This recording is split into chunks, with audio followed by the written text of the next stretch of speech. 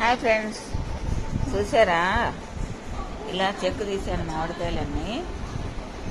చెక్కు తీసేసి అన్నీ మళ్ళీ తురిమాను. ఆ దాంతో బాగా తురిమేసాను. తురిమేసి చెక్కు తీసి ఇట్లా ఉప్పు పసుపు వేసి ఇలా పెట్టేసాను. ఆ తురిమిన దాన్ని ఉప్పు పసుపు వేసి పెడితే 6 నెలల వరకు కూడా మనకు బాగుంటుంది. ఎప్పుడు కావాలంటే అప్పుడు మనం చట్నీలలో, దాంట్లో పప్పులలో అన్నింటిలో వేసుకోవచ్చు. పచ్చిపులుసు చేసుకోవచ్చు. చాలా బాగుంటుంది ఫ్రెండ్, చాలా బాగుంటుంది. మన అవసరాలకు కూడా అప్పటికప్పుడు కూరలు లేకున్నా, ఇంట్లో ఏం లేకున్నా కూడా పప్పు వేసుకోవచ్చు. లేకపోతే పచ్చి కొబ్బరి ఉంటే పచ్చి కొబ్బరితో పచ్చడి చేసుకోవచ్చు.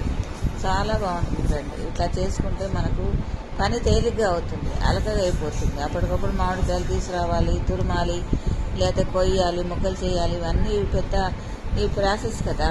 అందుకని ఇలా చేసి పెట్టేసుకుంటాను ఫ్రెండ్. పెట్టేసుకొని అన్నీ ఒక దాంట్లో వచ్చేసి దీంట్లో ఉప్పు పసుపు అన్నీ కలిపేసి పెట్టేశాను. ఇందాక ఒక డబ్బా వచ్చింది రసం, నిమ్మకాయ రసం.